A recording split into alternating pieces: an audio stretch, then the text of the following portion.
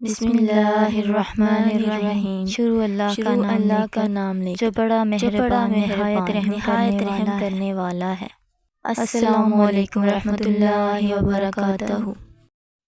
حضرت ابو ہریرہ اور حضرت ابو ذر رضی اللہ تعالیٰ عنہ نے فرمایا کہ رسول اللہ صلی اللہ علیہ وآلہ وسلم اپنے صحابہ میں سے اس طرح تشریف فرماتے تھے کہ کوئی اجنبی آدمی آتا تو انہیں نہیں پہچان سکتا تھا کہ وہ کون سے ہیں، حتیٰ کہ وہ آپ کی بابت پوچھتا۔ اس لیے ہم نے رسول اللہ صلی اللہ علیہ وآلہ وسلم سے اجازت طلب کی کہ ہم آپ کے بیٹھنے کے لیے مخصوص جگہ بنا دیں تاکہ اجنبی آدمی آئے تو وہ بھی آپ کو پہچان سکے۔ اجازت ملنے پر ہم نے آپ کے لیے مٹی کا ایک تھڑا بنا دیا۔ آپ صلی اللہ علیہ وآلہ وسلم اس پر تشریف فرماتے تھے۔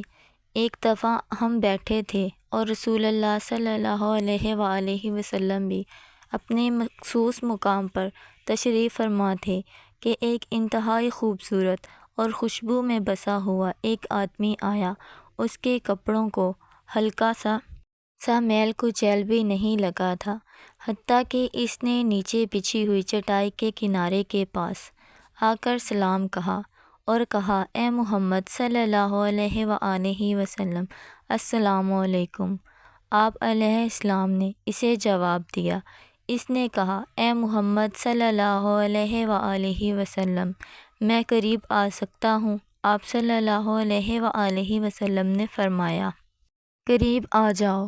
وہ بار بار اسی طرح کہتا رہا اور قریب آ جاؤ، اور آپ نے فرماتے رہے، قریب آ جاؤ، حتیٰ کہ اس نے اپنا ہاتھ رسول اللہ صلی اللہ علیہ وآلہ وسلم کے مبارک گھٹنوں پر رکھ دیا اور کہا، اے محمد صلی اللہ علیہ وآلہ وسلم، مجھے بتائیے سلام کیا ہے؟ آپ صلی اللہ علیہ وآلہ وسلم نے فرمایا، سلام یہ ہے کہ تو خاص اللہ تعالیٰ کی عبادت کرے اور اس کے ساتھ کسی چیز کو شریک نہ سمجھے، نماز قائم کرے، زکوٰۃ ادا کرے، بیت اللہ کا حج کرے اور رمضان المبارک کے روزے رکھے۔ اس نے کہا، جب میں یہ کام کر لوں تو کیا میں مسلمان ہو گیا؟ آپ نے فرمایا، ہاں۔ اس نے کہا، آپ نے سچ فرمایا۔ جب ہم نے اس شخص کی یہ بات سنی تو ہم نے اس پر تعجب کیا، پوچھتا بھی ہے اور تصدیق بھی کرتا ہے۔ پھر اس نے کہا، اے محمد صلی اللہ علیہ وآلہ وسلم، فرمائیے ایمان کیا ہے؟ آپ صلی اللہ علیہ وآلہ وسلم نے فرمایا، ایمان یہ ہے کہ تو اللہ تعالیٰ، اس کے فرشتوں، کتابوں، نبیوں اور تقدیر کو دل و جان سے تسلیم کر لے۔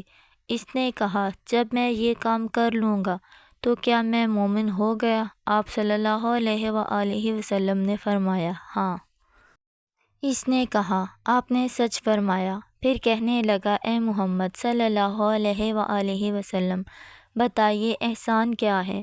آپ نے فرمایا، احسان یہ ہے کہ تو اللہ تعالیٰ کی عبادت اس طرح کرے گویا تو اللہ تعالیٰ کو دیکھ رہا ہے، اگر تو اسے نہیں دیکھتا تو وہ تجھے دیکھ رہا ہے۔ وہ کہنے لگا، آپ نے سچ فرمایا۔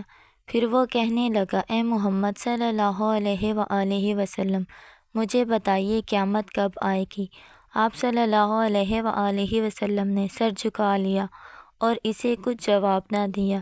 اس نے دوبارہ پھر وہی سوال کیا۔ آپ نے پھر کوئی جواب نہ دیا۔ اس نے تیسری دفعہ پھر وہی سوال کیا۔ آپ نے پھر بھی کوئی جواب نہ دیا۔ پھر آپ نے اپنا سر مبارک اٹھایا اور فرمایا، جس شخص سے قیامت کے بارے میں پوچھا گیا ہے وہ پوچھنے والے سے زیادہ نہیں جانتا، لیکن قیامت کی کچھ علامات ہیں جن کے ساتھ اس کا پتہ چل جاتا ہے۔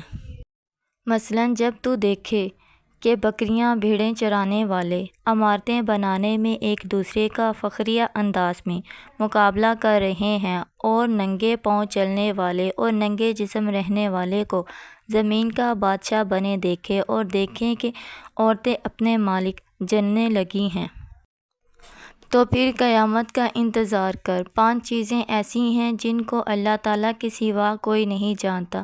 پھر آپ نے یہ آیت پڑھی، اللہ ہی کو قیامت کا علم ہے۔ پھر فرمایا، قسم اس ذات کی جس نے محمد صلی اللہ علیہ وآلہ وسلم کو سچا نبی بنایا، جو رہنمائی کرنے والا اور خوشخبری دینے والا ہے تمہاری طرف، میں بھی اس آدمی کو پہچان نہیں سکا تھا۔ پھر معلوم ہوا کہ وہ جبرائیل علیہ السلام تھے جو دحیہ کلبی کی صورت میں آئے تھے۔